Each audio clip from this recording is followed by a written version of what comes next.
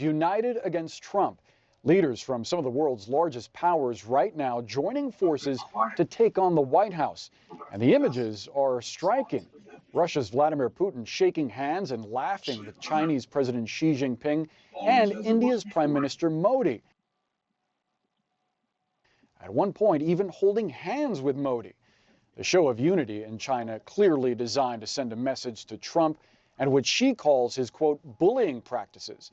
The trio is notably about to be joined by another U.S. adversary, North Korea's Kim Jong Un. This is a picture of him in his bulletproof train, reportedly just now crossing into China. Kim steps onto the world stage fresh off a tour of his country's newest missile factory, one that North Korea claims is a cornerstone of its military expansion. A military that, according to Ukraine, is on the verge of sending up to 30,000 troops to Eastern Europe to provide Russia with more manpower. And as Trump watches these world leaders gather without him, he is lashing out at one. India's Narendra Modi, writing online that America's relationship with India has been a, quote, totally one-sided disaster. And yet, the one leader who is evading Trump's ire is Vladimir Putin, a man whose military launched a round of overnight attacks on Ukraine yet again. Also, the man who went before cameras today attempting to rewrite history, insisting that his invasion is all Ukraine's fault. I will remind you that this crisis was created not as a result of Russia attacking Ukraine. It emerged as a result of a coup d'etat in Ukraine that was provoked and supported by the West. Trump's prolonged silence on Putin's actions may also be emboldening the Russian leader. We're now learning a plane carrying the European Union's top official was targeted by the Kremlin. Shortly before landing, we're told the jet's GPS system was jammed by Russian technology. Ursula von der Leyen's plane was able to land safely using paper maps. The EU's top leader, we should point out, is a staunch defender of Ukraine. We have Ivan Watson tonight out front live in Beijing, as well as Kristen Holmes at the White House. Let's start with Ivan. Clearly a busy and symbolically important day for Xi, who is readying to hold this one-on-one with Putin. That's right, that one-on-one, which is expected to take place here in the Chinese capital later today. You know, while the U.S. and the Trump administration have been disrupting America's traditional foreign policy position by with its global trade war, with the cutting back on international aid, with sharp criticism of traditional allies, China has been using this opportunity to present itself to its friends and partners and the world as a reliable, stable, and predictable global power. A show of international solidarity at a time of global uncertainty. Leaders of three of the world's largest countries happily rubbing shoulders at a summit of the Shanghai Cooperation Organization in Tianjin, China. The leaders of China and Russia have long complained that the U.S. and its Western allies have dominated international relations. So now they've gathered heads of state from across Asia and the Middle East into this vast building to call for the creation of a new world order. The host, Chinese President Xi Jinping, denouncing bullying and double standards and promoting China as a champion for developing countries. The house rules of a few countries should not be imposed upon others. Those points echoed by his close partner Vladimir Putin.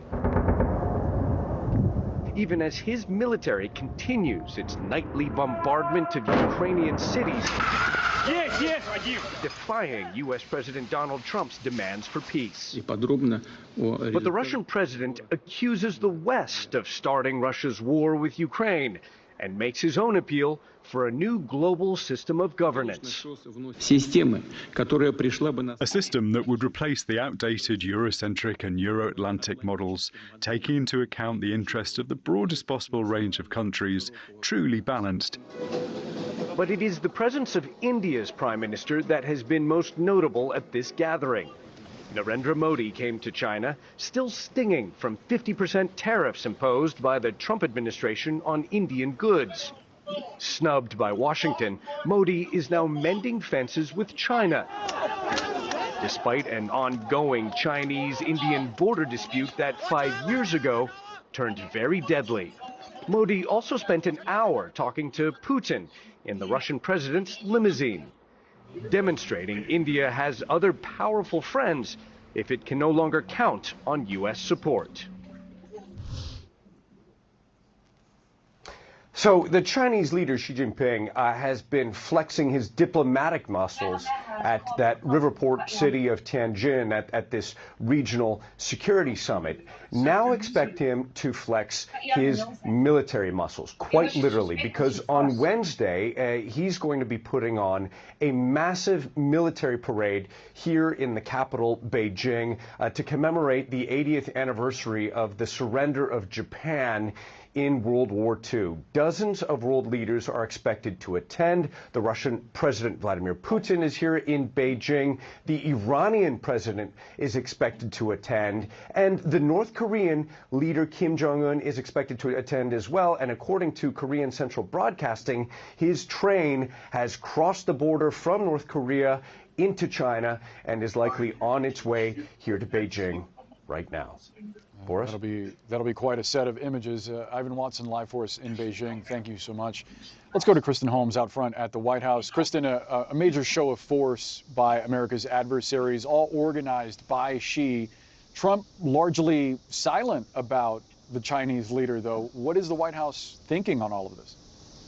Well, Boris, as you noted, I mean, the Prime Minister of India, Modi, is sending a clear message to Washington amid these 50% tariffs, which we know from hearing from economists in India have really been detrimental to the country and long term will really hurt the country's economy. So President Trump has been taking out most of his frustration on Modi. It's a signal that Modi sent that was picked up by the White House. You noted that Truth Social post talking about this relationship, saying it was one-sided, blaming the prime minister. We also heard from one of Donald Trump's top trade advisors who called the show of unity troublesome. It's time for Modi to step up. I have great respect for Modi. I love the Indian people. It was a shame to see Modi getting in bed as the leader of the biggest democracy in the world with the two biggest authoritarian dictators in the world, in Putin and Xi Jinping. That doesn't make any sense. So clearly here you have the White House blaming Modi, blaming India for this, but we should make one thing clear, and I know Ivan laid this out. There was a strained relationship for years between China and India.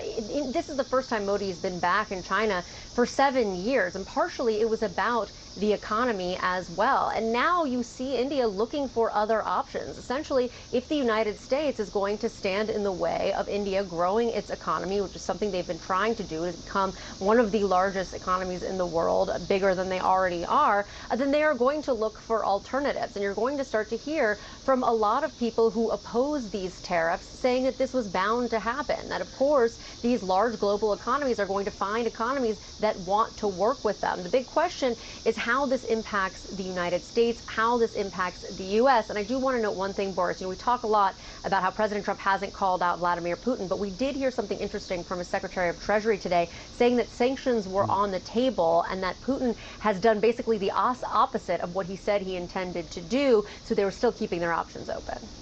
Kristen Holmes at the White House Force, thank you so much. Out front right now, Democratic Congressman Adam Smith, the top-ranking Democrat on the House Armed Services Committee. Congressman, thank you so much for sharing part of your Labor Day with us. So you have Xi, Putin, and Modi in the same room, smiling, holding hands. Kim Jong Un on the way to join them. As Xi talks about a multipolar world, is it your assessment that U.S. global dominance is fading right now? Well, look, U.S. global dominance has been fading for quite some time. I mean, that's not really the issue. We were never going to continue to be where we were at in 1991 when the Soviet Union collapsed. I mean, the rest of the world was going to catch up, build economies, and get stronger. And there's nothing really wrong with that. We have to figure out how to build partnerships and adapt to that world. But what Trump is doing is he is alienating the entire rest of the world precisely at the point when that rest of the world is getting stronger and is in a position to have other options. A lot of Republicans like to say that America first doesn't mean America alone. Well, under Trump, it absolutely means America alone.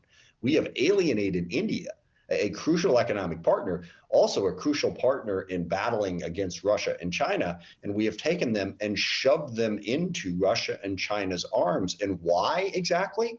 Why did Trump put this 50% tariff on India? As near as we can tell, it's because Modi refused to give Trump credit for ending the India-Pakistan conflict from a few months ago. And while Pakistan wanted to nominate Trump for a Nobel Peace Prize, Modi didn't play ball on that. So because Trump is personally affronted, we're alienating a crucial partner and a crucial ally? That's just idiot foreign policy. It's a huge problem for our country. You want you to see criminal like this, where you hold some advantage. Your cousin must be dealt with. You must unify this island before it can fight those. Or worse. There might be another.